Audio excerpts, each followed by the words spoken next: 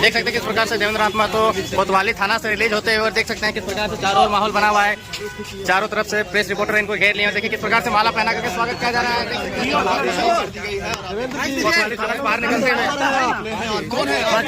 तुम हेलमेट लगाई उसके बाद कि कल पूर्व सूचना के तहत कार्यक्रम के तहत हम जेएसएससी कार्यालय गए थे जेएसएससी परीक्षा में धांधली के खिलाफ, लेकिन प्रशासन मेरे साथ बर्बरतापूर्ण लाठी बरसाया, बेदर्दी टाइप से हमारे ऊपर लाठी बरसाया गया, मारा गया, नामकुम थाना ले जाया गया। उसके बाद डीसी ऑफिस शीशा बिल्डिंग के पार्किंग में हमको 3-4 घंटा रखा गया अंधेरा रात तक।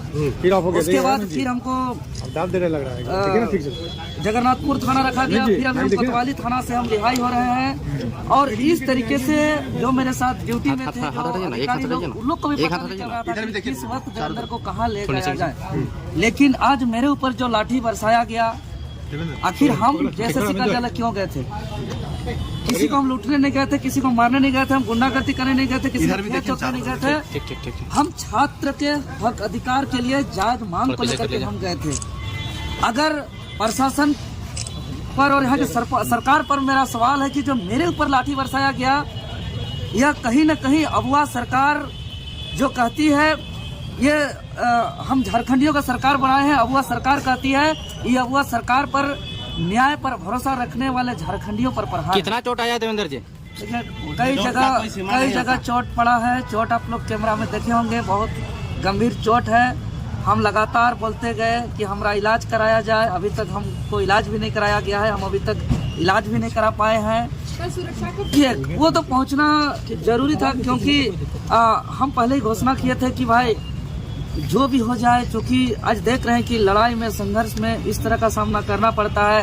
आज हम जिसको पढ़ते हैं, चाहे वो भगत सिंह हो, महात्मा गांधी हो, वीर बिरसा मुंडा हो, चाहे जो भी हमारे क्रांतिकारी हैं, निर्मल महतो हो, शक्ति सुनील महतो हो, जो भी इस राज्य के लिए संघर्ष किया है, सबको इन तानाशाही रवैया से सामना करना पड़ा है। तो हम लोग भी सामना किए, लेकिन आज जिस छात्रों के हक अधिकार के लिए आज हर दुख, तकलीफ, दर्द, पीड़ा का सामना किए और उसको झेलते हुए आखिर देखिए माननीय हाईकोर्ट का भी हमारा फैसला आया और हमारा मांग को जायज ठहराते हुए जेएसएससी पर रोक का सुनवाई भी किया है।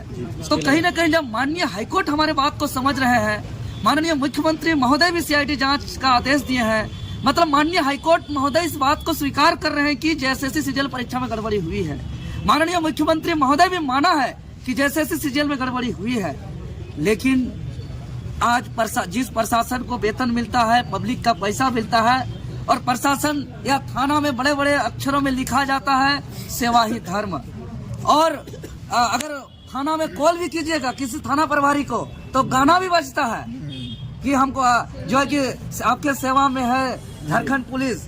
लेकिन शायद वेतन भोगी बन करके, वेतन लेकर के पुलिस प्रशासन का जो कर्तव्य होना चाहिए, लॉ एंड ऑर्डर का देखना, एक प्रशासन का जो कर्तव्य होना चाहिए, विधि व्यवस्था को देखना, लेकिन जो वो दृश्य था किसी भी प्रकार से विधि व्यवस्था को दुरुस्त करने के लिए नहीं था। हम हाथ जोड़ रहे थे, हम हाथ जोड़ के कह रहे थे कि हमको मैसेज देना है, हमारा सीटों को बेचा जा रहा है, हमारा सपना को चकनाचूर किया जा रहा है, हमारा मेहनत को पानी में फेरा जा रहा है। जेएसएससी कार्यालय में हम निवेदन करते हैं, डॉक्यूमेंट वेरिफिकेशन को रोकने के लिए हम आग्रह करने आए हैं, हमको जाने दीजिए, हम एक भी बैरिकेडिंग को टच भी नहीं करेंगे।